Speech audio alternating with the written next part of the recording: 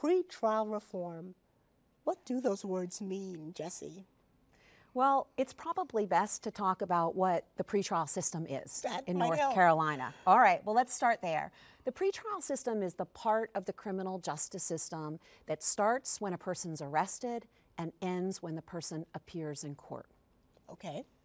And so why is there so much buzz around reforming the system? It's a great question. And there are three basic problems in the system that stakeholders and citizens have begun to understand. And here they are. Number one, the way the current system works undermines public safety. Number two, the way the current system works produces unfairness.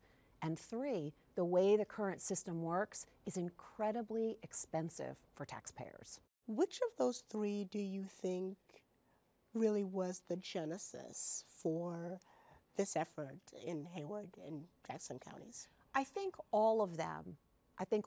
Were at issue, but I know that in one of those counties they do have a jail overcrowding problem. So that was part of the impetus. But also when I was talking with stakeholders in a process that lasted about 6 months, there were real concerns about the unfairness that was in the system, and the research that's developing about how the system undermines public safety was really eye-opening for a lot of folks, including law enforcement. What I'm trying to do in my work in this county and with other communities is basically build a toolbox of evidence-based devices that local jurisdictions can use to fix this system. And this jurisdiction has implemented 5 reforms. We're now in the evaluation phase, and the idea is the ones that come out as doing well, they go in the toolbox.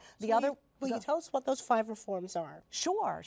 Well, the first one is new procedures to encourage the use of a citation or a summons instead of an arrest, basically to turn off the spigot of people even coming into the pretrial system. It's basically like you get a notice that says come to court as opposed to being arrested and sitting in jail until your court date. So that's the first thing. The second thing is to make sure that everybody gets a prompt review of their conditions.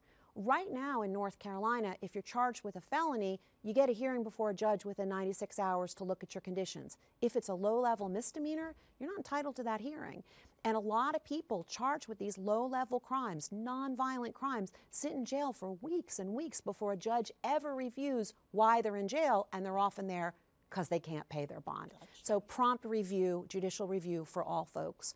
Early involvement of counsel in the proceedings. We have an innovative partnership with North Carolina Indigent Defense Services to supply contract counsel to represent the defendants at these really critical first proceedings where their liberty is at stake. Also, they adopted a completely new decision-making framework to figure out what type of conditions people should get and to screen out really early on people that don't need to be incarcerated pretrial. And finally, they've decided to have detention bond hearings for people who are intentionally detained pretrial to afford them basically a full basket of constitutional protections. It's robust. It's a big set of reforms.